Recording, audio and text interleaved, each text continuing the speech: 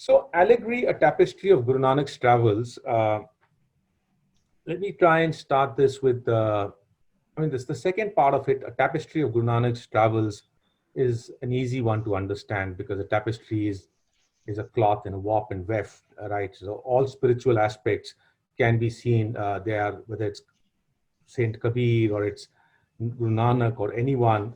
Their philosophy is warped and weft together, right, in the form of a fabric, right?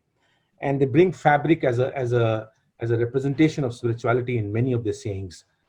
The tougher one to grasp is allegory, right?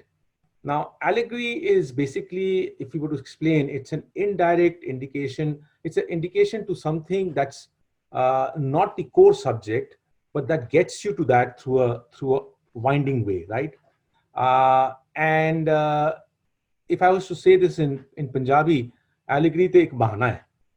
You know, I said this in my interview with Ravish Kumar was Guru Nanak का सफर तो एक बहाना है उनका फलसफा दर्शाना है to unravel his philosophy we basically are using the allegory as an aspect through his travels to bring forward the deeper quest that he had to actually impart in terms of what was his philosophy, right?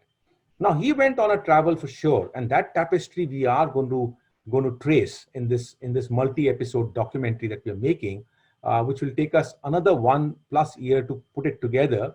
But basically, all that he said at each place is relatively easy to kind of document if it comes from the documented traditions. We know what he said in Hardwar, we know what he said in Uch, we know what he said in Multan, and so on and so forth. But the allegoric aspect is intertwined because we have an opportunity here, visually what we are showing to the audience, in that to intersperse his philosophical messages, because people's attention will be there in the various sites that we are actually going through. And in that we can intersperse the allegoric philosophical message. And that's what actually the heading means, allegory, a tapestry of Guru Nanak's travels. Before we get down into the next slide and try and understand this whole quest, we need to understand the essence of Guru Nanak's message, which I will not quote from Guru Nanak's Shabad, but it's from Bhagat Ravidas's Shabad, but it reflects Guru Nanak's philosophy in totality. It's because it's there in the Guru Granth Sahib. It's basically Tohi Mohi, Mohi Tohi, Antar Kaisa. You are me, I am you. And Guru Nanak's quest was basically about oneness. It was about the oneness of mankind that he traveled so far and wide.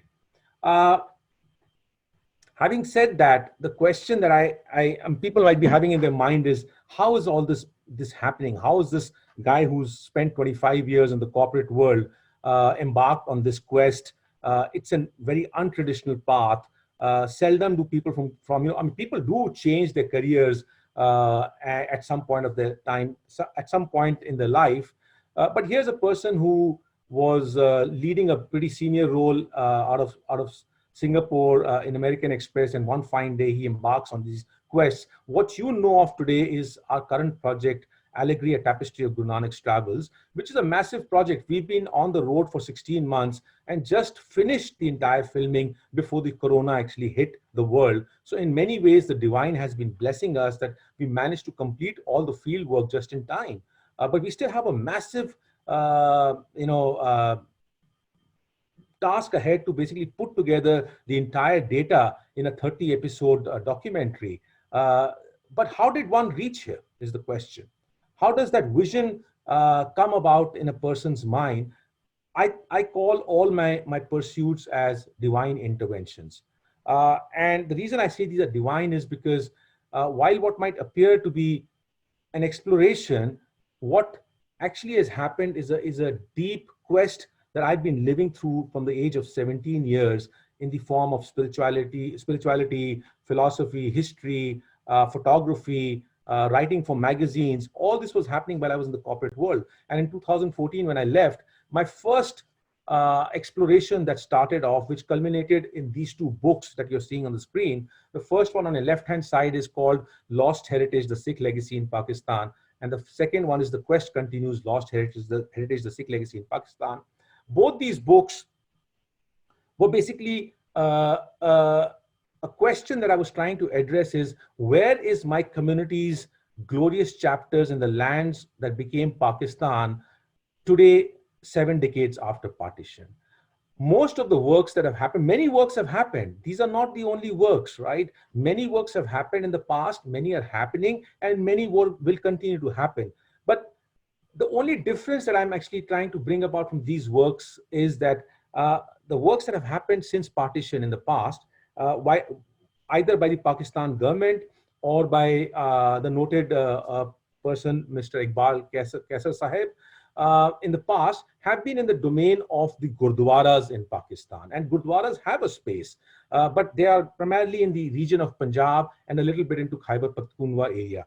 My question was, my community's chapters that churned in the lands were not just Gurdwaras. Yes, Gurdwaras are have a space in that entire landscape, but we had churned an empire out there.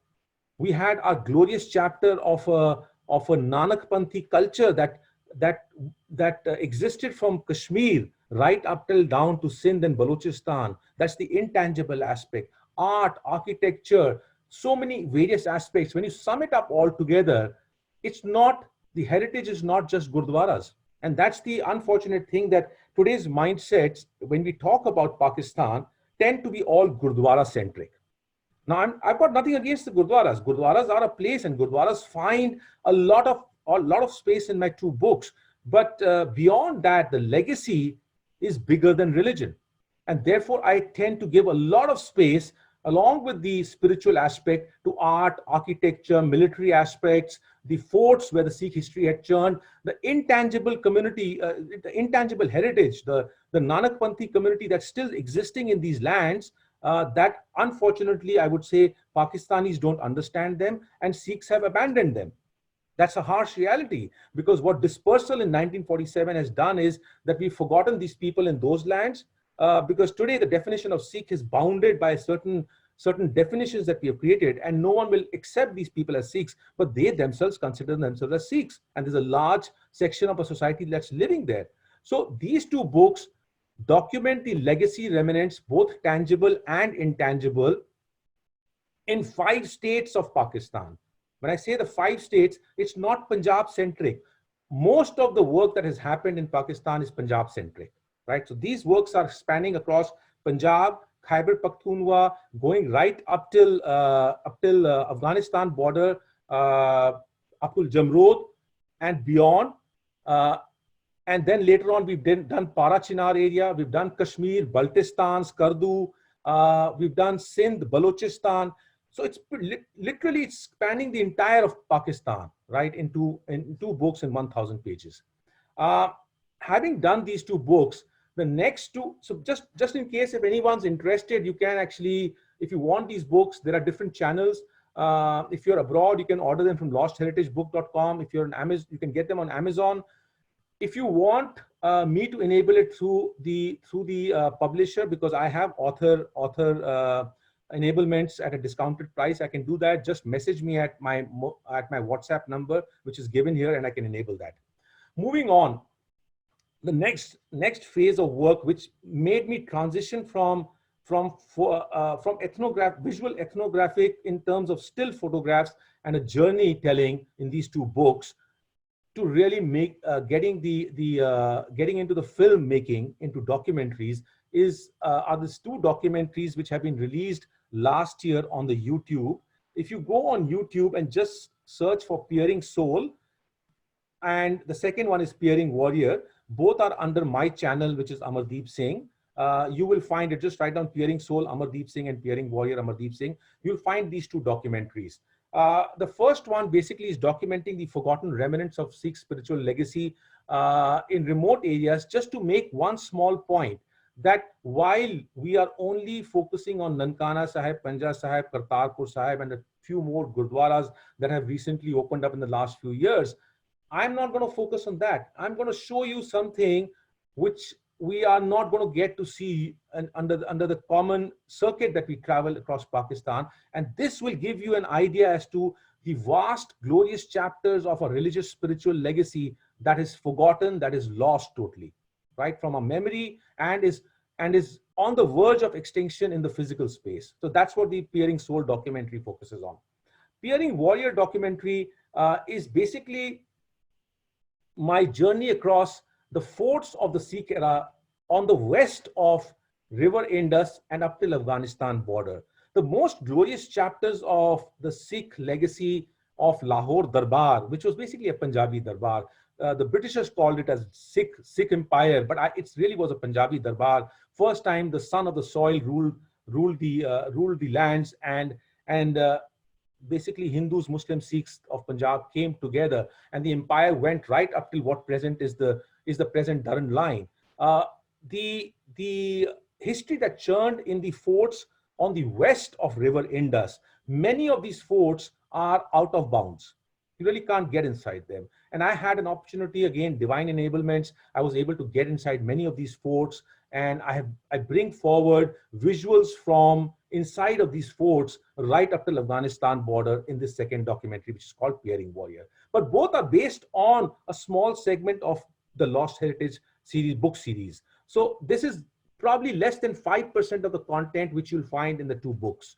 Now coming down to the question then came to my mind after these two documentaries was, I'd spent 4 years of my life, and the one thing that I want to say here is that all the works that we are doing, my mind works like this. If I don't travel into the place, if I don't feel the emotion, if I don't see it, I don't write about it, or I don't make anything about it. I don't even comment about it, right?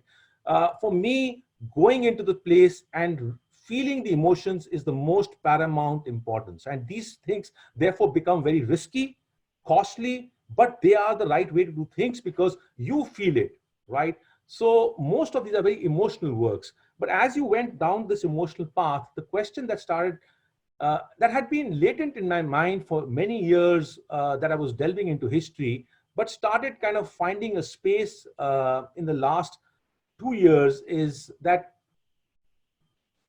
Guru Nanak, who traveled on a quest, a spiritual quest, has not got the attention of the world as yet. Because when I look at many more bigger travelers, many travelers who have traveled for their personal reasons, like Alexander, Marco Polo, Genghis Khan, they either they either traveled for expansion of the territories, loot, wealth, empire, or trade. And they all have got the attention of the big production houses to make their stories in the forms of documentaries on BBC, on Nat Geos, on Discovery Channel. And we don't find Guru Nanak's quest as yet has found a space in these platforms. Why? He is a man who traveled on a quest for oneness of mankind. His was a philosophy of tohi, mohi, mohi, tohi, antar kaisa. What's the difference between you and me? We are all one. And that cannot find an attention in today's world, whereas people who go on a loot and expansion of territories, they deserve attention. More so in today's world where we are all divided, we need that attention. And therefore, one started asking this question that if the divine has worked in your favor, is allowing you, holding your hand and go through these tough paths to create these documentation in the forms of 2 books and the 2 documentaries in 4 years' time, in a very short span of time. Then I asked myself this question, will the divine help us once again?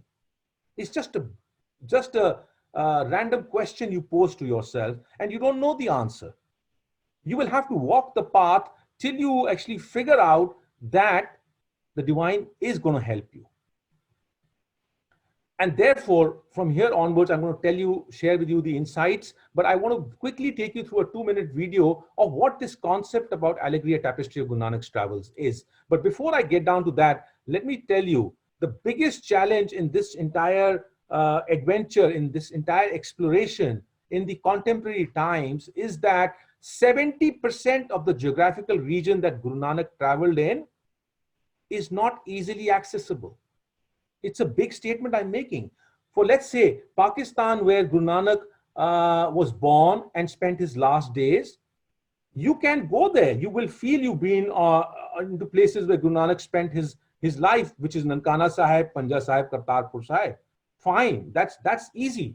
But you know what? Guru Nanak traveled far and wide in Pakistan itself, right from behind Kargil region when he came from Kailash Mansarovar, right down to Balochistan to the Hinglaj temples, from where he took a boat and went to Makkah.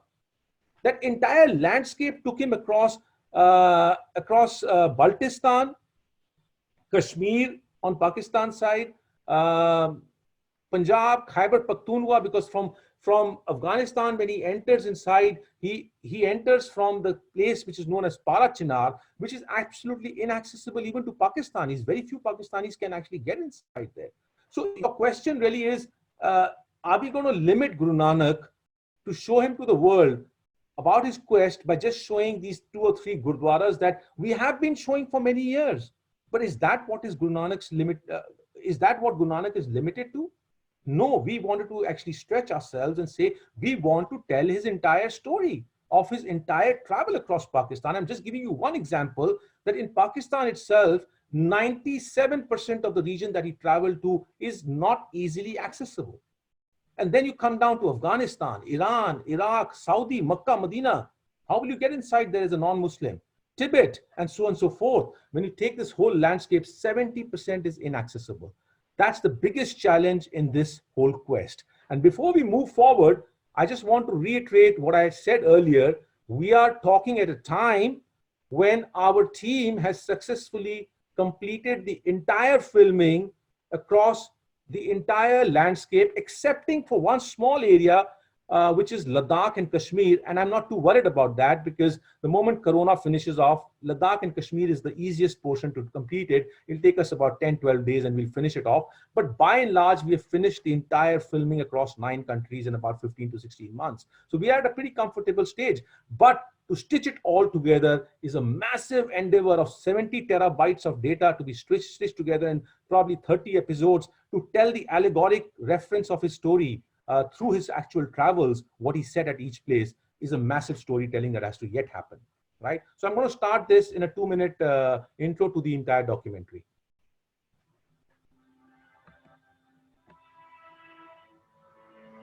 In the borderless world of 15th century, people traveled distances to trade. Rulers invaded to expand territories, and Nanak glided across the geographies to spread the message of humanity.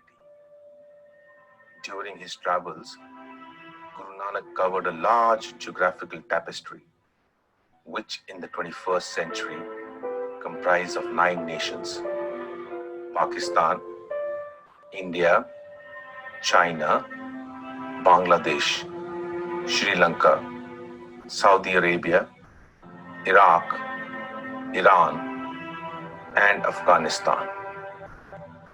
To break barriers across faiths by engaging in spiritual dialogues, Guru Nanak visited numerous Islamic, Sufi, Buddhist, and Hindu sites. Between 15th and 16th centuries, the universal narratives of Guru Nanak's travels were rendered only through oral traditions. In the 17th century, the oral narratives were strengthened by documenting them in the form of books, known as Janam Sakhis. Today, in the 21st century, the Janam Sakhis are forgotten, and division of geographies as sovereign nations have made many of the historic sites inaccessible. Thus, there is a compelling need to explore and fill the sites visited by Guru Nanak so that the faded memories can be kept alive. Allegory, which means the revelation of a hidden meaning, is a tapestry of Guru Nanak's travels. It will be the first documentary of its kind to chronicle the vast expanse of sites across 9 countries that were visited by Guru Nanak. Through an exploration and documentation of these sites in the 21st century, interspersed with narratives of the past, the universal message of Guru Nanak will continue to glide through generations. So that gives you a sense of what we're trying to attempt. But before we go forward to really talking about what our experiences, so I just want to actually share about what our experiences in this journey is, because the documentary will come in about a year plus. By next year end, it'll come out, and you will see the entire journey unfolding in that. But the whole purpose today is to share with you the exploratory experiences that we have had. But before I get into that, I want to actually spend a moment here, because I think what the message I want to give in this slide is very important, and I try and give it in every session that I do speak in, is that the more I get to know Guru Nanak, I was born, I was conditioned from my childhood days to believe in what the society told me, what my parents told me, what the preachers told me, and I thought that was correct. Till I realized one day that we are being told something which is not true about Guru Nanak. And I want to actually put that as a first thing to start with. All this time, I've been searching. The moment I've understood this fact, I've been searching for every English book that's available in the market on Guru Nanak, that which one has defined the philosophy of Guru Nanak in one word as the true philosophy of what he was trying to teach. And unfortunately, I've found no book as yet in the market which defines in one word what Guru Nanak was trying to tell us. Every book starts with the typical British or the English type or the Abrahamic type of definition of saying Guru Nanak was a preacher of monotheism. And I want to actually stop here for a moment to actually make us all reflect. Did Guru Nanak really teach us monotheism? I think this slide is important from a bit of a philosophical conversation before we get down to the exploration, because Guru Nanak's message can only be understood if we understand what was he trying to tell us. Monotheism basically says, the word mono means one. Yes, God is one, but monotheism is essentially an Abrahamic concept, which basically the religion of Judaism, Islam, and Christianity believe in. That God is one, there's a son of God, and there are children of God. The children of God cannot become God. The son of God cannot become God. And that's wherein lies the essence of the difference when Guru Nanak starts his Japji Sahib verse with one, Ik Onkar. That one is not talking about the monotheism of God. He's talking about what Ravi Das is saying, Tohi Mohi Mohi Tohi Antar Kaisa, that we are one ecosystem. We are all one. And when we are all one, then it also means that divine, the God itself is you and you are God. Like in Granth Sahib, Kabir says, Khalak, Khalak, Khalak mein Khalik. Right? God is in the creation, creation is the God. That means you are God and he is within you. We are all one. And once we understand that aspect, then we really understand it's not monotheism, it's monism. And please, when you go back after this session, look into the definition of monism in any dictionary and compare it to the definition of monotheism. And if you can understand Gurbani, if you understood Gurbani, it'll be very clear. I don't need to explain it to you. The word we have to start using for Guru Nanak's philosophy is not monotheism. Start telling that he taught monism. That oneness that he taught us about, if we understand that, then we start understanding that we all are one. We don't differentiate against anyone, right? And therefore, what Guru Nanak says in Gurbani is, so hum aap pachaniye. So hum, that, so hum, that is me. Recognize that that is me. And if that is me, then I am that. Then we are all one, whether it's the divine and me, or whether it's you or me, or whether it's that and me. Everything is one. So we have to understand this concept of monism. And I think it's important to understand that aspect, because this is the essence that will flow into this presentation from here onwards. I want to actually, before we start going to the explorations, again, I want to actually focus on this slide on the left-hand side.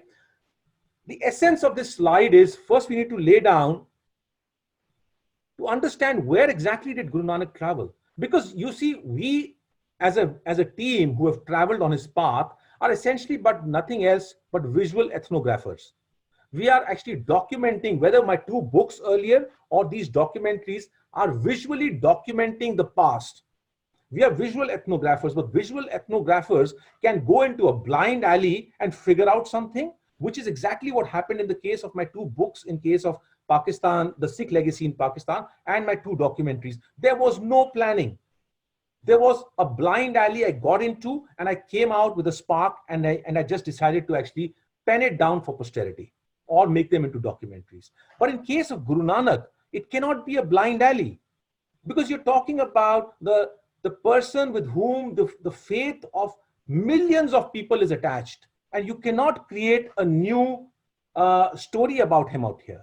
You have to put forward in the right manner, because what you are going to be doing now, many people before you have been doing it in the form of oral traditions, which got translated into documented traditions. And what you and your team is doing now is to take that entire documented tradition, and by visiting those sites, give it a form factor in the form of a visual narrative in documentaries, multi-episode, which is what the future generation will look into, because now people don't read books and they will read lesser and lesser of books. So there's a huge responsibility on your shoulders. And therefore the question comes up is, where did Guru Nanak travel? You are embarking on a path. You can't be going in a blind alley. You have to know where you have to go, because you cannot take as this 70% of the geography is non-accessible. You need to know where you need to go, because you don't have chances to make, you don't have luxury to make any mistakes out here. You're getting into high risk zones. So you need to know where you have to go. So how would you actually establish that point, that where did he travel? And the one point that I want to make on this slide is that if you look at Guru Nanak, from the times he was born and to the places that he traveled to, he never wrote anything about his travels. He wrote nothing about his travels. All that his greatness is that he's not writing his own story. Unlike Babur, who writes Babur Nama, unlike Jahangir, who writes Tuzak-e Jahangiri, unlike many more people, even Batuta wrote his travels, and so on and so forth. People wrote their travels. But Guru Nanak's greatness is that he does not write anything about himself. He writes only about how you should live your life. He tries to give you the spiritual insights of living life, right? And the closest he gets to writing anything is when he writes about Babur's attack in Punjab. And there also you got to keep in mind, he does not tell you where is he based at that point of time that he's writing this. We do say that he wrote it at Ahmedabad, because our Janam Sakhis tell us that, but he's not saying that. He's saying in his writings in Gurbani, Khurasan khasmana kiya, Hindustan daraya. He's talking about Babur, who having devastated Khurasan, what ISIS today claims to be the Islamic states, right? Having devastated that area, now comes into the lands of Indus. And in Punjab, he creates the fear amongst the people. All right, that's a historical evidence. He's giving us a spiritual guidance through this tragic historic event, because Babur did not differentiate between a Hindu or a Muslim at that time. There were no Sikhs that time. For him, it was the people of Punjab who were trampled and massacred for loot, right? But Guru Nanak does not tell you where did this incident happen. We say that it happened at Ahmedabad, but Guru Nanak does not write it. So how do you then make a story of Guru Nanak by going to which sites? It's a big problem. So therefore, we now have to look at how did his story come down. So if I was to summarize this whole thing, I've put some blocks here, I'll go through them. But one thing I want to say is that Guru Nanak in present modern time is continuing to travel. Before I get down into these smaller things, what you'll find in this timeline, the only reason I've laid out is that as we progress in time, the more and more you look at the evolving literatures, you'll find Guru Nanak's narrative has a lot of differences, variances, and he continues to travel more and more and more. To the extent, if you look at the modern times, in the WhatsApp and in the Facebook universities, he is reaching every second, third day some new place. If you go onto YouTube and you search Guru Nanak in America, there's a YouTube which tells you that a video, there are 2-3 videos which tells you that Guru Nanak also came to America. So where do you stop this?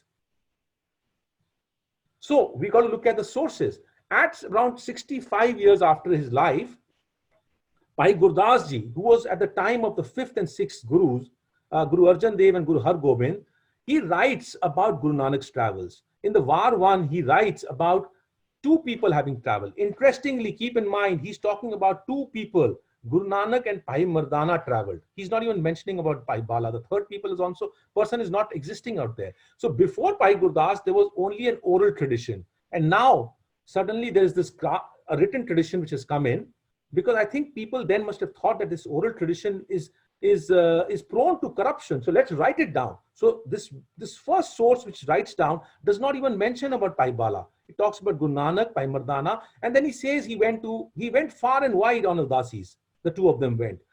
And some of the places he names are Makkah, Baghdad, Sumer Parbat, which we say as Kailash, Batala, and so on and so forth. He gives a list of a few places.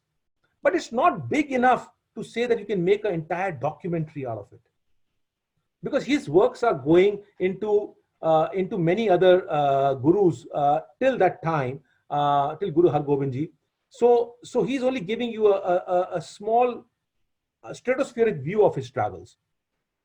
Then some 70 to 100 years after Guru Nanak's leaving this earth, I think the first storytellers start putting down the oral traditions into documented traditions.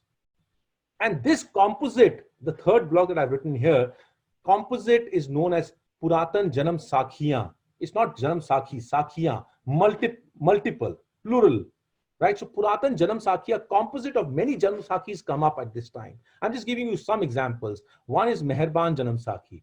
Other is B40, which is lying in the British Museum. Colebrook's Janam Sakhi. There's no Mr. Colebrook Singh out here. There's no Colebrook Singh. Colebrook is a British name, and it's named as Colebrook's is because Colebrook's, once the British took over Punjab in 1847, they basically they entered Punjab in 1847, and then basically they took away this Janam Sakhi and took it to Britain, and that's the person who took it. It thereafter became known as Colebrook's Janam Sakhi. So 1847, between 1849, finally the collapse of the Sikh Empire, in that period, a lot of these things are taken away. Hafizabad Janam Sakhi is also taken away by one of the Britishers, and it's lying in the British museums. It was found at Hafizabad, a place in Pakistan. Now, in all these Janam Sakhis, interestingly, you only find yet Guru Nanak and Bhai Mardana are only traveling. There's no Bhai Bala, right? However, you do find variances in these. You do find variances about where he went. But by and large, they do tell you a story to a certain level that there is a consensus, right? But the most interesting thing that I want to talk about is that Meherban's Janam Sakhi, the Sikhs have kind of disowned it because Meherban was the son of Prithi Chand, who was the son of the fourth Guru, and there were succession issues inside at that point of time. So this got branded as a work of the Meenas, and it was kept aside. My point is that when you start this quest, you cannot keep aside any source, because we don't have many sources in our community. Our community does not have many sources, so you can't throw the baby and the bathtub. You have to bring everything together, and Meherban's Janam Sakhi has a very important role because it tells you more than the sites. It tells you very interesting spiritual messages that Guru Nanak gave at every place. And at the end of the day, if it's the spiritual message that you have to focus on, then Meherban's Janam Sakhi is the most comprehensive source for that. Now, if we move on, about 150 years later, there's a Janam Sakhi that comes up, is known as the most popular Janam Sakhi in our traditions, is the Bala Janam Sakhi. But note, it's 150 years after Guru Nanak's life. And there the third person comes inside, who is Bhai Bala himself. So it's basically believed that Bhai Bala wrote this Janam Sakhi and put himself as a character inside this, and he became the third person who's traveling. Now, in this Janam Sakhi, Guru Nanak travels further and further with Bhai Mardana and Bhai Bala. And the last piece then I want to just talk about is, then there are more composite literatures that start appearing. Bhai Mani Singh's Janam Sakhi appears, Gyan Ratnavali, Mahima Prakash, Tariq Guru Khalsa, then Puratan Janam Sakhi. Earlier I said Puratan Janam Sakhiyan, but there's a Puratan Janam Sakhi, which was written by Bhai Veer Singh in the last century.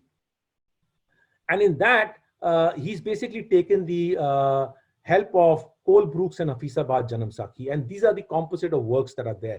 But to move on from here to the explorations part, the only piece that I want to actually again reiterate is that Guru Nanak continues to travel even in present times, and he's appearing in more and more newer places. So it's a very complicated thing. So how do you come to terms with as to what's the area that you're going to map out?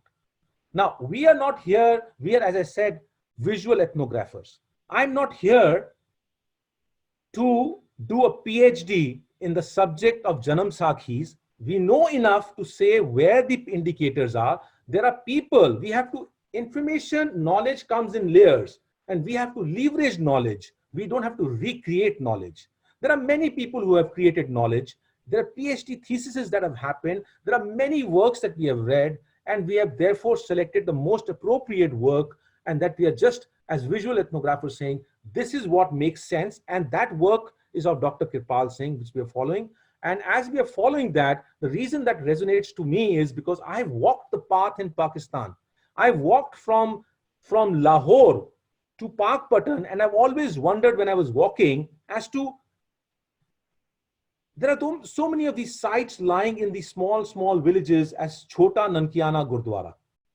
Chota Nankiana Gurdwaras were built in the Pakistan region in the memory of Guru Nanak's travel to those places. This is as per the oral tradition. It's not mentioned in the Janam Sakhis, but people have kept in the oral tradition. And the path from Nankana Sahib to Pakpatan is a long path. The question is, where did he stop in between?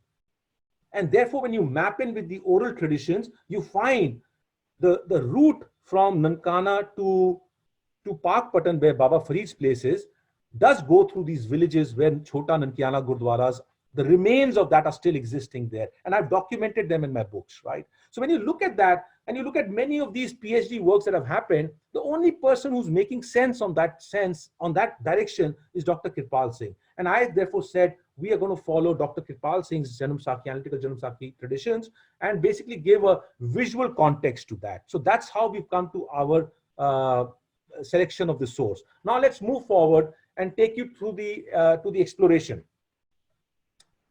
So let's start with the first country, Pakistan. Now, when you look at Pakistan, I'm showing you some dots here, which are on this are not very big, but if you see on the top of north portion of Pakistan, Skardu. Now, when Guru Nanak is coming from Tibet, he is coming through that region. From Skardu, right down in the south, along the Arabian Sea, you see the points known as Son Miani and Hinglaj. These are the points when he takes a boat from and goes via Son Miani into Hinglaj and then into Makkah. He stops at these places. So this whole region of the dots that I've given are some of the places that he's stopping at. Now, when you look at this whole maze of dots, the one thing that stands out, Guru Nanak's travels, if you have to really understand the essence of it, you have to go outside the Gurdwaras, because there were no Gurdwaras at the time when Guru Nanak was traveling. Guru Nanak was on a quest. Guru Nanak was traveling to sites of people of different faiths. He himself says, "Kich suniye, kich kahiye." Right? So he was listening and he was imparting. It was a two-way process. Many a times we represent Guru Nanak in the form of a conflict, even to the point that, when he is at a Tilla Jogia, which is near Jhelum in Pakistan, when he goes to Tilla, we represent the Siddh ghost as a conflict that he's having with the Naths. He's not having a conflict, because the essence of the philosophy of the Nath Yogis, the entire Indic philosophy intertwines. And you can't represent Guru Nanak as having a conflict. He's hearing, listening, he's imbibing, and he's imparting. It's a conversation that he's. So we don't need to be hard on other traditions. We need to understand what was his quest. And therefore that quest is going to take you to the Islamic sites, Sufi sites, temples. It's going to take you to Buddhist places. It's going to take you to the Jain places. It's going to take you to places where the yogis were congregating. You will find yourself that if you have to understand Guru Nanak, you have to go beyond Nankana Sahib, Panja Sahib, Kartarpur Sahib, what are shown on the right-hand side, where the entire memory today in Pakistan is limited to about Guru Nanak. You have to go beyond to all these sites. You have to go to Uch. You have to go to Multan. You have to go to Hinglaj. All these places to understand Guru Nanak. So the footprint is very vast in Pakistan, but the faded memories are limited to just a few sites. And therefore, the question, because I'm a person who, even in my books, what I've done is that I've tried to bring about a lot of intangibles. I feel for the Nanakpanthi community. I feel for them because maybe some other day we can talk on this platform just about Nanakpanthis of the Indus and defragment the entire Indus culture to understand what the Nanakpanthi culture was, where the fragments are. But when I walked into these areas, I've dedicated 110 pages to the Nanakpanthis, the intangible aspect across Pakistan that I've seen. The problem is that the books are seldom read. Even if you presented them in the visual form, very few people get them. That's the biggest challenge. The form factor is not very easy to get to the people. But in my mind, I've always heard about the Nanakpanthi traditions across the Islamic faith, across the Hindu traditions. They were all basically Nanakpanthis. And I would ask myself in filming this Guru Nanak's travels through Pakistan, is Nanak yet alive in Pakistan? Because the Sikhs have moved out. Yes, there are about 15,000 turban wearing Sikhs, which Pakistan will classify them as 15,000. Sikhs will only accept those people as Pakistani Sikhs and only give them spaces. But what about 500,000 people who believe in Nanak still sitting in Pakistan? Who talks about them? Who talks about the descendants of Bhai Mardana in Pakistan who were ousted when 1947 happened from East Punjab because their faith was not the Sikh faith or Hindu faith? As much as Sikhs and Hindus were ousted from West Punjab, they were ousted from here. Yes, they were trying to save themselves. No one knew that this line will become so hard that it will destroy cultures and traditions and places. They all left with a hope that we will come back. This is the descendants of Bhai Mardana, Mardana's family, and in Lahore. And I remember in 2014, when I first went to Pakistan and I was at the Dera Sahib Gurdwara, and they were performing, they performed for just 15 minutes every Sunday at the Dera Sahib Gurdwara where Guru Arjan Dev Ji got martyred. And I was sitting there, and after they performed and they were leaving, I went and met them and I said, Baba Ji, tusi mainu apne ghar leke chalo, tuhade naal gallan karniyan ne.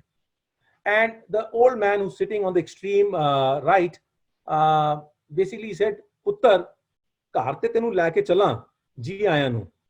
लेकिन बुरा ना money लैके नहीं जा सकता. So I looked at him and I said, बाबा जी क्यों? He says, पुत्र तू पग पाई हुई है, साड़ी गलियां में कोई पग वाला आया नहीं मुद्दता को. This is 2014. Thereafter, I didn't ask him ever. I went many times in my research, right? But finally, last year in 2019, February, when we were in Pakistan, I asked him again. I said, Baba, ਹੁਣ ਤੇ ਅਸੀਂ ਗੁਰੂ ਨਾਨਕ ਦੀ documentary ਬਣਾਉਣਾ ਹੈ ਆ ਉਹਨਾਂ ਦੇ ਸਫ਼ਰ ਦੇ ਬਾਰੇ ਵਿੱਚ ਤੇ ਉਹਨਾਂ ਦੇ ਨਾਂ ਦੇ ਕਰਕੇ ਤੇ ਸਾਨੂੰ ਜਗ੍ਹਾ ਆਪਣੇ ਘਰ ਲੈ ਕੇ ਚਲੋ ਨਾ. And then he opened his gates at his home and we went, and this is we filming them on their roof. But you know, the beauty is that this is February 2019. Last year was Guru Nanak's 550th, and he calls me up after a few months and he says, Puttar, kamal ho gayi. मैं क्या, what happened? कहते यार तू आया ना पुत्र, उस तो बाद ये 550 साल ਦੇ ਅੰਦਰ बड़े सिख आए ने, बड़े पग पाण वाले आए ने. ਹੁਣ ਸਾਡਾ ਵੀ ਜਿਹੜਾ ਝਾਕਾ ਸੀਗਾ ਨਾ ਖੁੱਲ ਗਿਆ. We also became we were no more afraid because no one said anything, right? And he says we started getting them home, and what we find now is that no one says anything. And that's the beauty of this, that when we start talking, we break barriers. 47 has been harsh to all communities, and I think we have stopped talking. And when we start, we break barriers, we come together. And this is us filming them at their home on their roof in February of 2019. I just want to give you a small glimpse.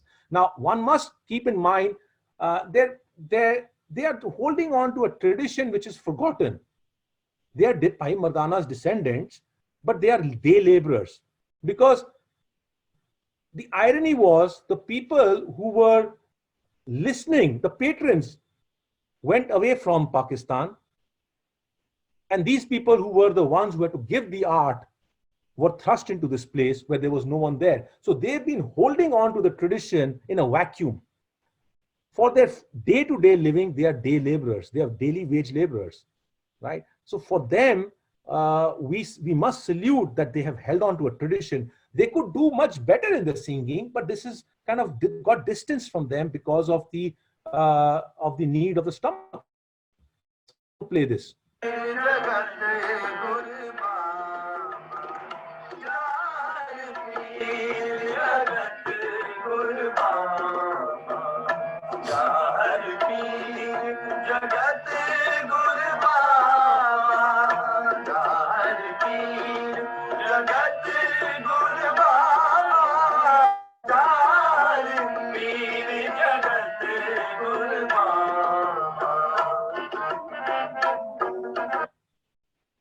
So moving on, the question then is, okay,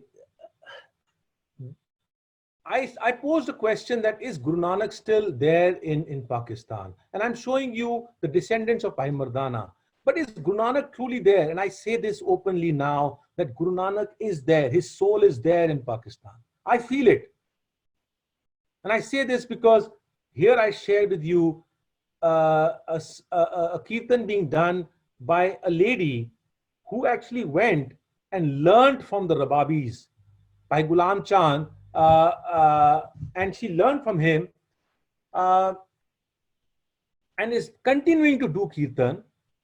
But this is someone who's not born into the tradition, but is doing it because of her own choice. And therefore I say the DNA of Bhai Mardana is not running in her, but the DNA has moved from the male members of the society into the females too. And this makes me question that where we are in the heart of Amritsar, where Maja House is, it's a slap on our face that today even still we are not allowing women to do kirtan inside Golden Temple, right? Darbar Sahib ke andar, right? Something for us to reflect. But here in Pakistan, people who are not born into this tradition are learning kirtan. So it's high time for us to reflect now how far we have regressed. So I'm going to play this.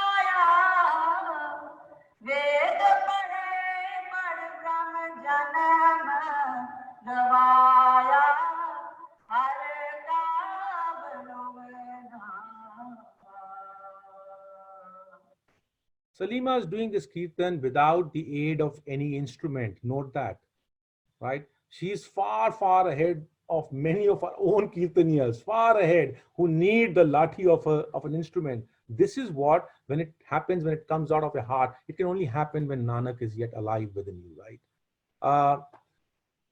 I want to show something about, again, talk about Nanak Panthis. You know, there is a huge Nanak Panthi population in Pakistan, and I've dedicated a significant portion of my book to them, right? Because to me, anything that you do about heritage in the name of monuments is absolutely incomplete if you can't infuse humans inside it, if you can't infuse emotions inside it, if you can't infuse culture inside it, it's absolutely worthless. Right? So the contemporary aspect has to be infused inside it to bring about what was left 7 decades back has now been forgotten. But where does it stand today? And as we go down the Indus belt and we come, and I've shaded this, 50 kilometers east of Indus and right up till the Afghanistan border along the Quetta, what I've shaded along Sindh and Balochistan, there's a significantly large population, the people of the Indus belt, who, if in India, will be simply called as Hindus by us and by everyone, but they're all Nanak Panthis, be it Santosh Kumar, be it Bansri Lal, be it Dada Reva Chand. Dada Reva Chand in Shikarpur, when he undertakes a project of translating 24 volumes, in 24 volumes, the entire Guru Granth Sahib in Sindhi, to give the explanations, when actually, and prints 2,000 of each copy when there is no reader there, it tells you how passionate he is about Nanak, right? This entire culture in 1947 was thrust from the Indus belt into the Gangetic belt.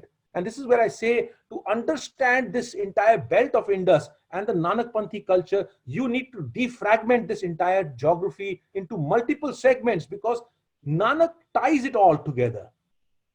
But you cannot understand the Nanakpanthis if you don't look at Balochistan separately, Sindh separately, Khyber separately, Kashmir separately, and Punjab separately. But this entire culture has been thrust into the Gangetic belt in India and has amalgamated there.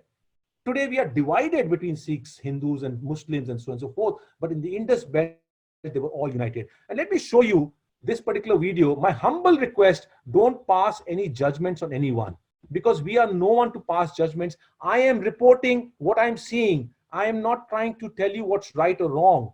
If you want to believe it, believe it. If you don't want to believe it, it's up to you. But videos and the messaging that you're seeing is not wrong, because all that I'm showing you is something that we have observed and we've captured.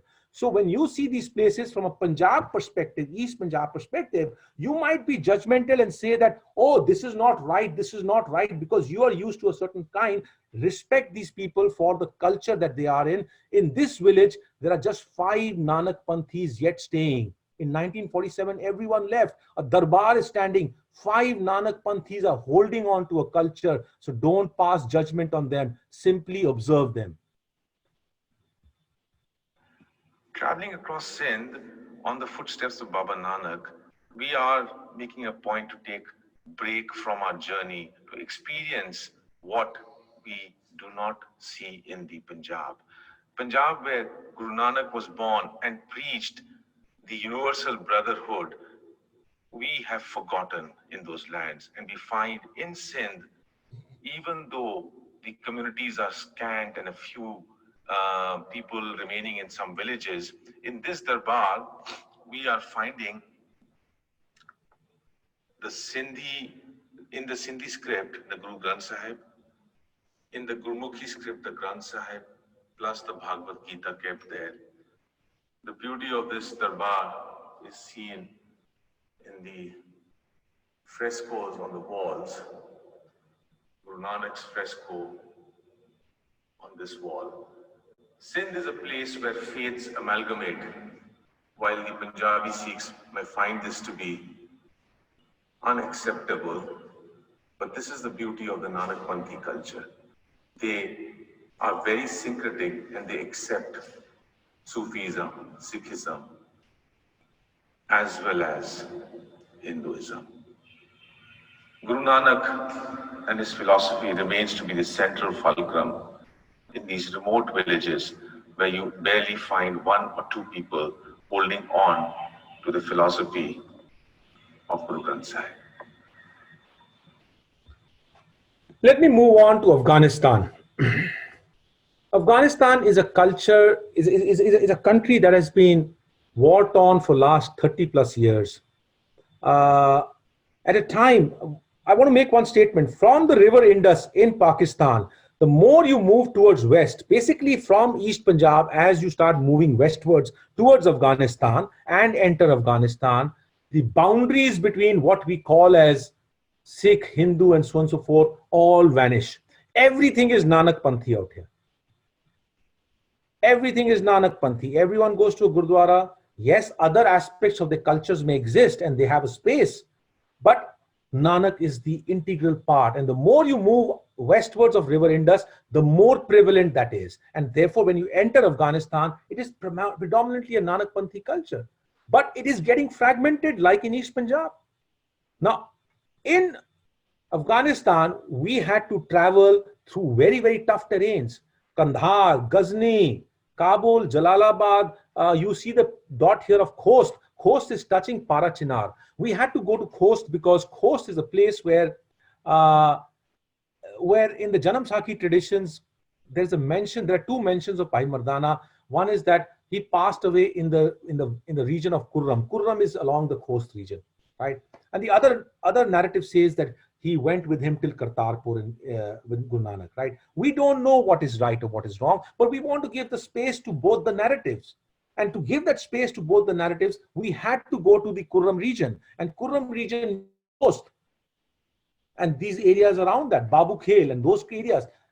What you're seeing on the right-hand side, Salman is filming that. On the bottom, you're seeing basically it's my wife, Nikki, in the red shawl, and basically we're going through very challenging areas, basically through Taliban areas, and we had to follow certain laws. What you're seeing on top with Salman filming is the remains of the Gurdwara. Prem Nagar word itself should make you think that how big a population of Nanak Panthis would have been existing. The Prem Nagar is a very Indic kind of a word. And this is the Gurdwara shelled in the wars and finished, right? And when we reach there, I must bring about this particular slide as the next one. On the left-hand side in the screen, the Begum Khalida sitting with an AK-47. At Khost, Begum Khalida sees a turban-wearing Sikh, and she comes out of her home and she's surprised and she's quite delighted that a Sikh has, and she basically gives, who's less than 17 years old, and she tells him, go take care of them, whatever they want to see, let them see, and come back and get them home for lunch. Now, I'm looking at that, I'm saying, this is a territory where the oppressed and the oppressor are all holding AK-47s. But that boy does his duty, and we come back at home, and Salman, who's a videographer, says, Amardeep Sahab, aaj to acha phase. आज अगर खाएंगे तो गोली लगेगी, नहीं खाएंगे तो गोली लगेगी. But Khalida was beautiful. We had meal with her. But this is the Prem Nagar that she was reminiscing, recalling when everyone was living together. Today, there's no Nanak Panthi sitting there. All homes are abandoned. Everything is finished, right? But she treated us well. And the reason I'm telling you these stories, because these are stories of oneness. In a time when we are broken by religions, message of Guru Nanak is very important out here. And these are the personal experiences that we are observing as we are moving on a journey. I'm not telling you about Guru Nanak, but I'm telling you about the explorations of oneness in his footsteps, right? So when we are leaving from here, she takes some and gives it to me. And I couldn't understand her dari. So basically I gave it back. Someone translated and said, Mother, I don't need it, right? And she got very offended and she throws it on me and she says to the person who translated it, basically what I was said is that, tell this person to go back. His beard is flying all over. His socks have got holes. He should go to Kabul and buy a new pair of socks. Now, to me, that's a motherly love and affection. That's a love and affection for who we are beyond our religious boundaries. We are in a war-torn zone. We are risking our lives.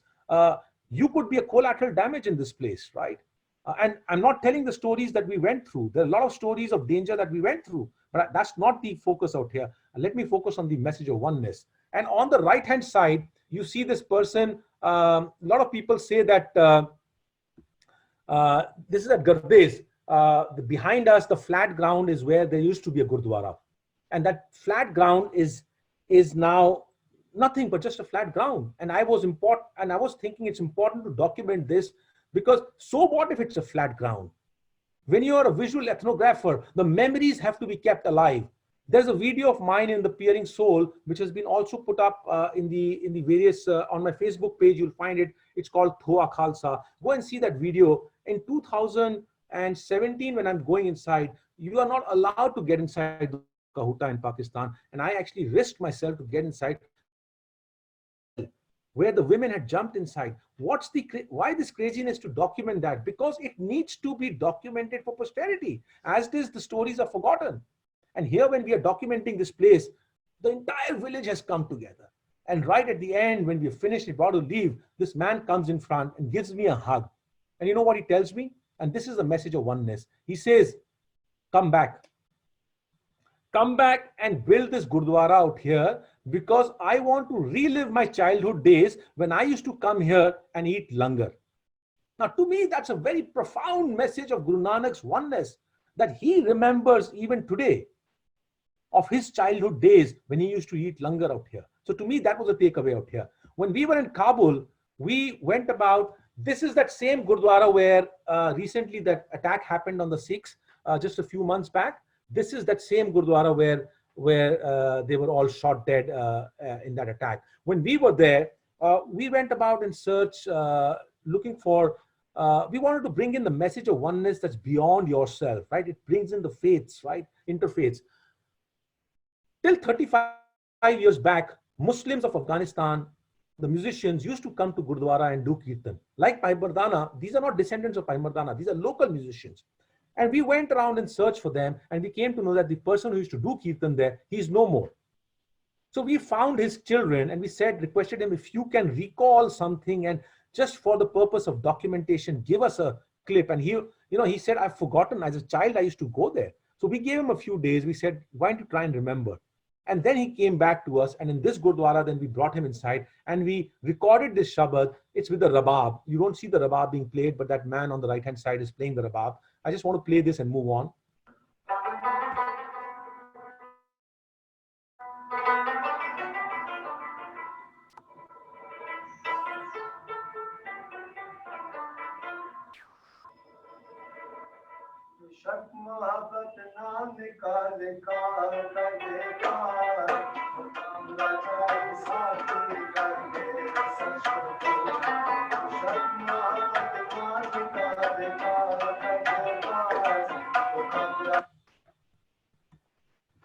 But not everything is as bed of roses as we are making it sound. In leaving Afghanistan, I want to leave us with one slide, which was a very disappointing moment. In Kandahar, in the city of Kandahar, there are about 15 temples, towering temples standing abandoned. There are about 5 gurdwaras which are abandoned. There is only one Nanak Panthi left in Kandahar. One Nanak Panthi left in Kandahar. And I say Nanak Panthi, in East Punjab, you will find it hard to digest, but his name is not Dr. Raghunath Singh. He's Dr. Raghunath. Dr. Raghunath is unlike Sikh name in East Punjab, but he's a Nanak Panthi who reads, who believes in Guru Granth Sahib, and who goes to the Gurdwara, which he himself opens it. What you will hear him say out here is a very disappointing moment. Because when he took us to the Gurdwara, and I looked around, and I said, where is the Granth Sahib? And then he tells me, just a few months back, some people came from Kandahar, from Jalalabad, and decided that I don't know how to keep the Granth Sahib, and they took it away. Now, to me, that was a moment of a total disappointment that this one man is holding on to something in that place. He's an old man. He refuses to move from Kandahar for the simple reason. I asked him, why don't you move? Your entire family is moved to Europe and to India. Why don't you move? He says, this place made me a doctor, and I will die in this place serving these people. That's his commitment, and we decide whether he has the right to keep the Guru Granth Sahib. And this is him saying this to us.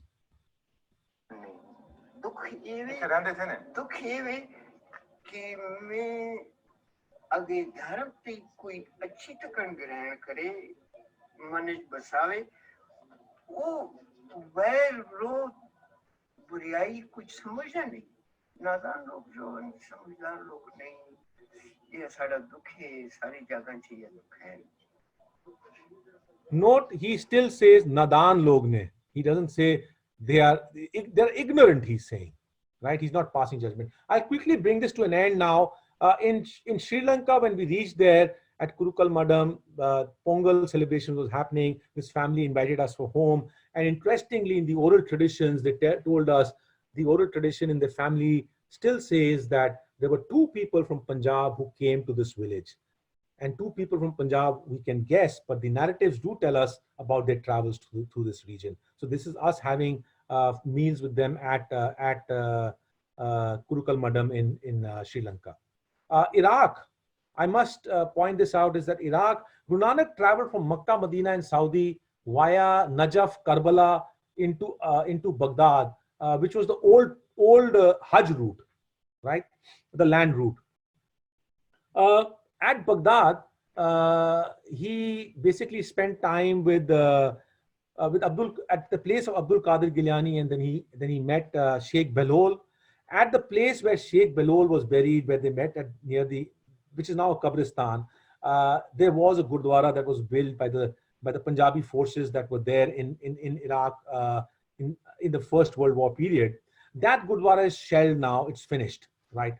Going there and filming itself was quite an experience. I mean, that going there was quite a risky affair right now. And we did go there. The entire land has been taken over by the Sunni board. And I mean, we were told that you could get into a problem there. We landed there and we were struggling how to film. And then suddenly the divine intervention happened. This gentleman, Abu Yusuf, appears and he then holds my hand and, he says, come, I'll help you. And later on, we came to know he's the grandson of this person on the black and white that I'm showing out here. He's coming out of the gate of the Gurdwara of Iraq, Gurdwara in way back.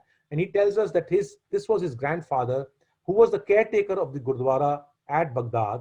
And he says, I was born here and I grew up playing in the premises of this Gurdwara. But he helped us actually film the entire piece in Baghdad.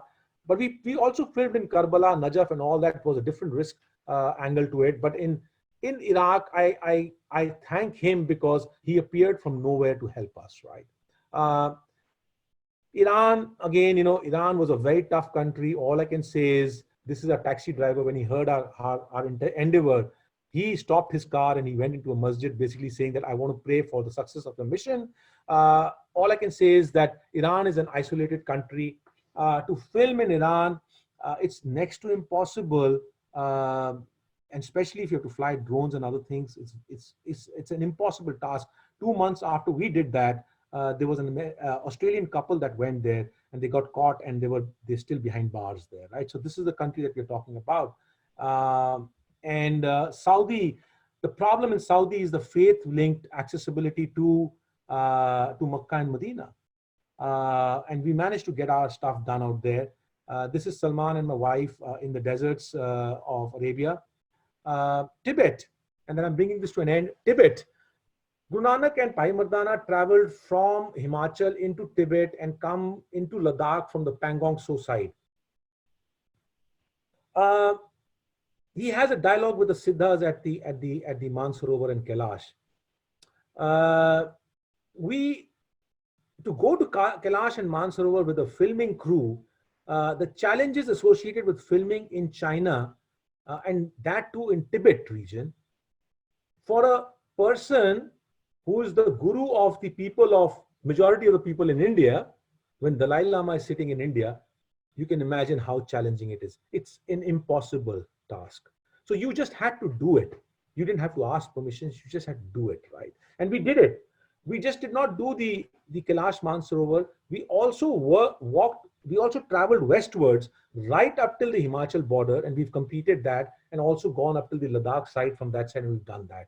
But I must say the message of oneness out here is at that altitude, somewhere around 19-20,000 feet, Salman was hit with altitude sickness and he could not hold the camera.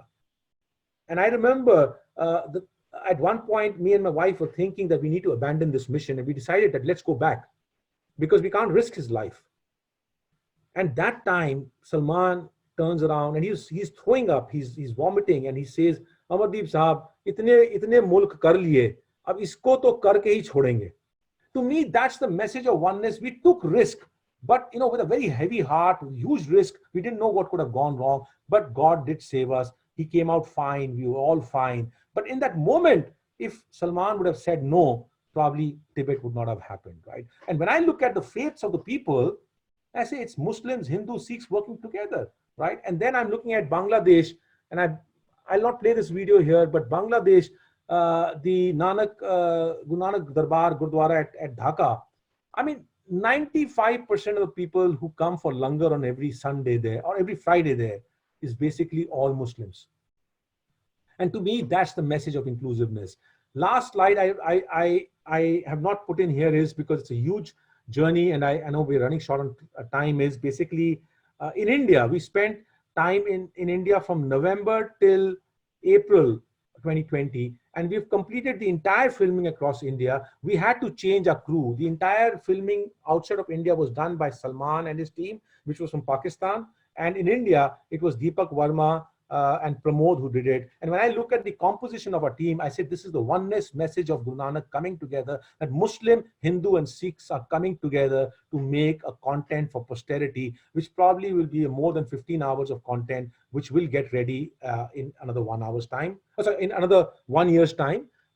With that, I'm going to end here. These are my details. If you want to get in touch with me, my email is here. My WhatsApp is here. We still have a long journey to go with this documentary, but we are confident we will complete it. There are yet a lot of barriers. If you wish to support, you can reach out to me. If you have any questions, you can reach out to me. But I'm confident that we will complete it, because there's a reason why we have overcome every barrier and come so far, starting from the days when I left American Express. And I look at the composite amount of works that have been happening in layers to the point of Guru Nanak's Travels documentary. Every barrier has turned into an opportunity. Every barrier has taught us something. So there's a reason why we've come here so far. And that reason is the one which will take us right till the end to complete this. Thank you so much.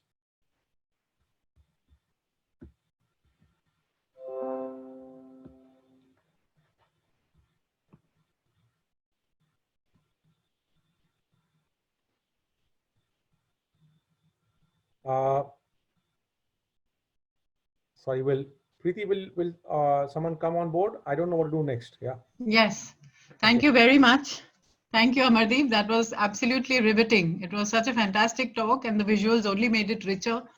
And all your stories, really wonderful. I think we've had a full house, and even now we've got a huge number of people who are still logged on and who are totally engaged with what you've been telling us. And I've been seeing all these really all the comments that have been coming on the chat, which have been full of praise for the research that you've done and this presentation that you've done today. Gurleen, do we have any questions now? I would request people to actually raise their hands if they have a question, and then we can ask you to speak. I'm letting Gurupdesh. Or otherwise, just, I mean, I did ask people to put their questions into the Zoom, into the chat room, but they haven't done that. So I guess we'll just have to, we'll take 3 questions and then we'll have to wrap. So 3 questions. May I humbly request one thing before we take on the questions? Can we just request people not to express their emotions, but be focused on the question? Gurleen, we'll take 3 questions, okay? Okay, yeah. We have Gurupdesh to start with. Am I audible? Hello, am I audible?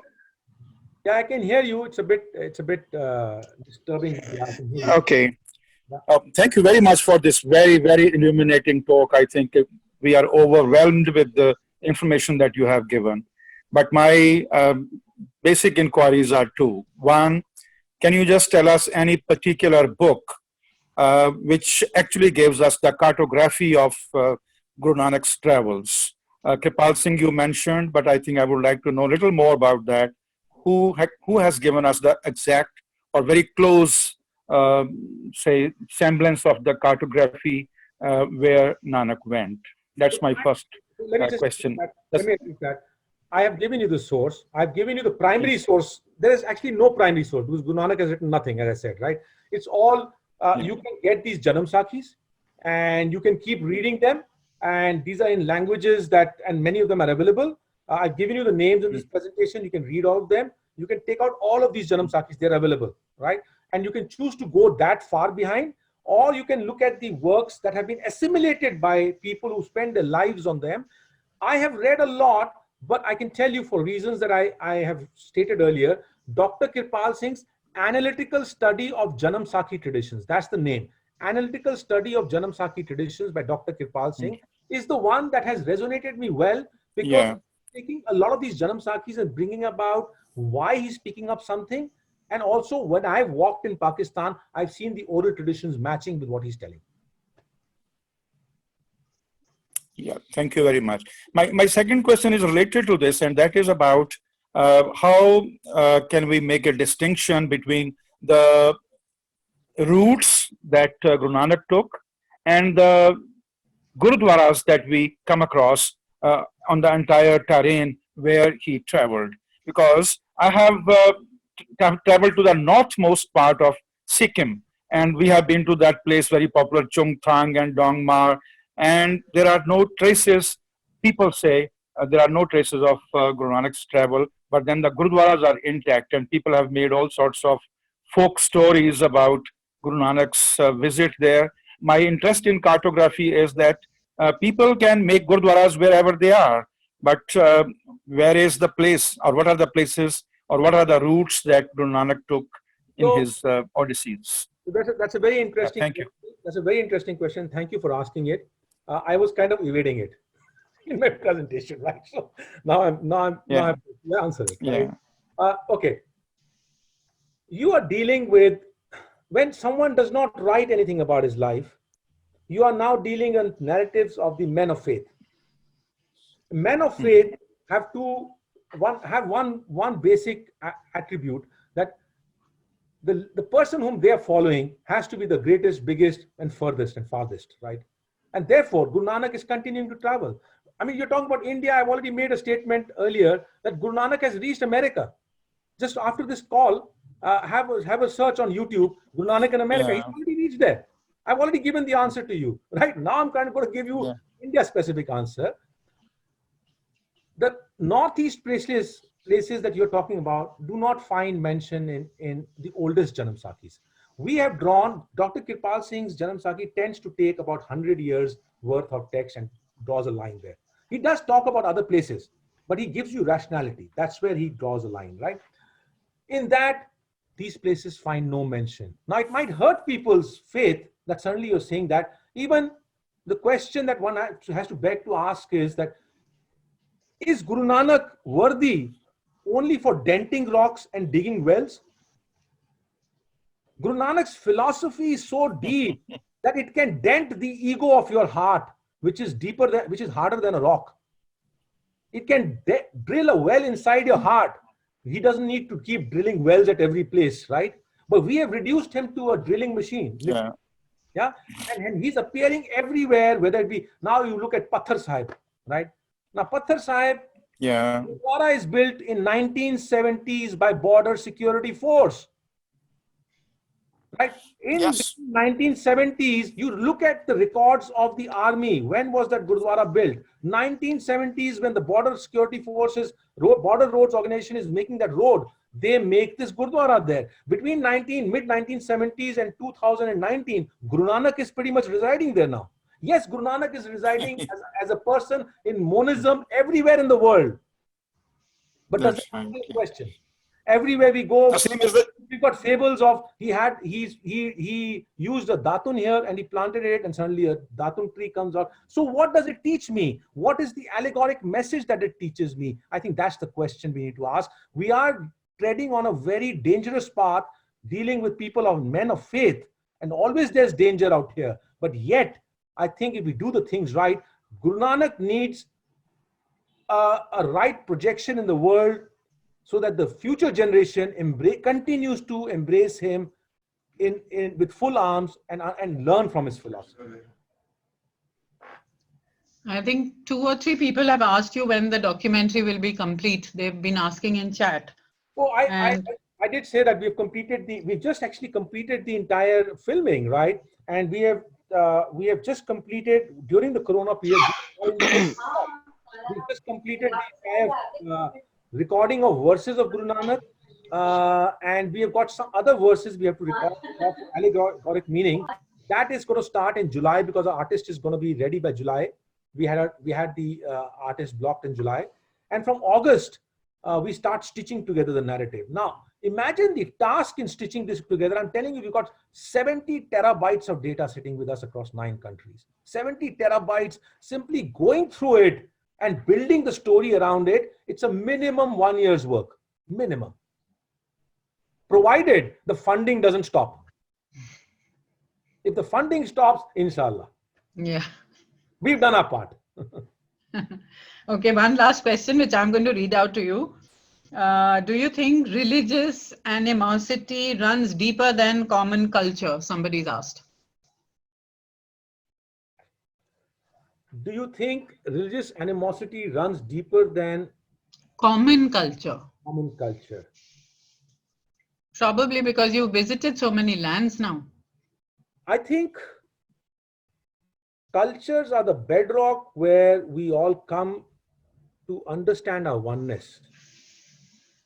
Boundaries of religions, which do spring from spirituality, get forgotten. The spirituality message gets forgotten and we get stuck in the boundaries. And that's where the culture starts getting fragmented. I think that's the essence of it all. It's our own limitations that we create with these huge boundaries around us, that we are superior than the others. And that's why I say I will not go to the other faiths. Why should I go to the other faiths? They are mine. I've said monism, oneness. I've said they are mine. But let's look at our home. And let's ask ourselves, how many of the Nanak Panthis who moved from the Indus belt, I say this again, we can fragment the entire Indus belt and talk separately about the Nanak Panthis. And that's a 1 hour discussion we can have, right? But the Nanak Panthis who got impelled out of the Indus belt into the Gangetic belt, did we know as a culture, the Indus culture was one. We were all living together as one culture for time immemorial.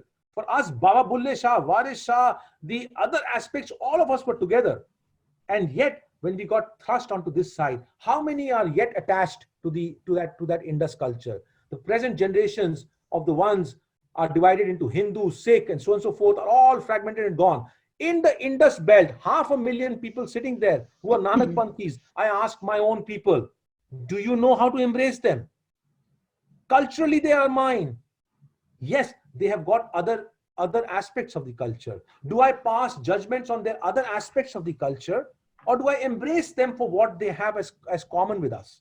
It's a question that's hard to actually get people to understand, because we are too quick in passing judgments. When Bansri Lal in Mingora, in Swat meets me, and when we are leaving from that Gurdwara, they're all well-educated people. Bansri Lal, Kishore Kumar, and so on and so forth. They're managing. There's a video of mine, actually it's on my Facebook today, who came between us. It's a small video on my Facebook page. If you get my link, you can go and look at it. I'm at the home of one of the Nanak Panthis. I'm going to put another video. There are 2 documentaries, Peering Soul, Peering Warrior. If you've seen Peering Soul, I'm showing Bansri Lal. And in the Gurdwara, he's there with his people. And when he's coming out, he whispers in my ear, because there were other people around. And he says, "Bade dukh di gal hai Amardeep ji. Asi na te uthe de rahe, na te ithe de rahe." What he was implying to say was that neither are we with our community in India, and neither by sitting here have the Pashtun Sikhs accepted us because we don't look like Khalsas. And neither do they have a roti beti ka rishta with us. And neither is the broader community of Pakistan accepting us because we are a minority. So isn't this a total fragmentation of entire common culture that we all belong to because of the boundaries that we have created? I hope this answers the question. Yeah, I think Navneet Bhullar has asked similar, about the Nanak Panthis. Can I just once again complete there? Just Yeah. Just No, this was just that are they like in their philosophy and general creed like the Sindhis in India? Just Is it like that? Just coming to that, to the previous one, just go and look at what Dr. Raghunath in Kandhar says. That's a cultural aspect fragmented by us who define what he can do and what he can't do. Now the next question is, are they the same as Sindhis? Why do we say same as Sindhis? Why are we breaking people again by Sindhis or Balochi? I'm telling you, okay, I'll tell you an interesting thing. You may find, there's a lot of things I don't say in my books, but I show you the pictures. If you're intelligent enough, you'll see the pictures and you'll understand it yourself. But I don't need to say it. We know what's happened in the Indian subcontinent. People from the Indus belt, when they came here, the Arya Samaj and the Sikh are head on in the Indian society, right? I have been in Quetta, and the Arya Samaj Mandir in Quetta, the most fundamental scripture that they've got there is basically the Granth Sahib, along with Gita. Now that makes you think that something went totally off, that in Quetta, from pre-1947, inside the Arya Samaj Mandir, Guru Granth Sahib had a space. And then now here, when you look at, we are loggerheads. So basically, I will not say they are same as Sindhis. Nanak Panthis are Nanak Panthis, because they have different flavors coming from their cultural aspects, be it in Afghanistan, in Khost, that Nanak Panthi is different than the Sindhi Nanak Panthi. A Balochi is different. Go into Maharashtra, those people are different. I go into Assam when filming for Guru Nanak's travels, there are Assamese who are Sikhs. To me, they are also Nanak Panthis, but culturally they are Assamese. You can't impose Punjabi on them. The biggest problem that has happened to Sikhism and to Nanak is Punjab.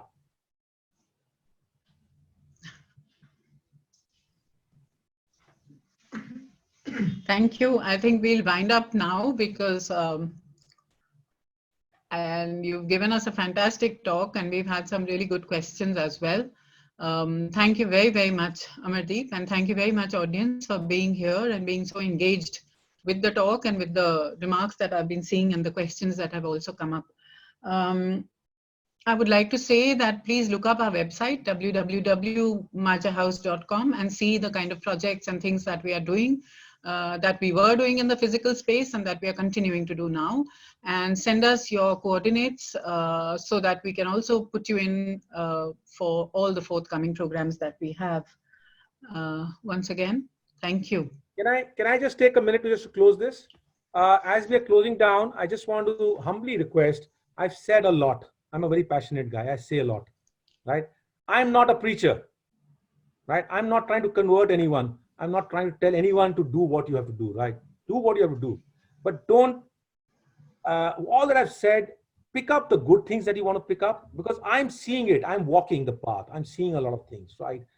Pick up what you want to pick up as good things. And if there are any things that don't resonate with you, leave it as my flawed interpretations, right? Leave it there. But there's so much of goodness that we need to anchor on. Pick up that. All right. Thank you so much. Thank you. I could have just talked this through, right? But I thought since Zoom allows the capability of showing a PowerPoint presentation with embedded files, always having some audiovisual clips inside them makes the presentation that much more easy, much more interesting. So that's why I'm going that path.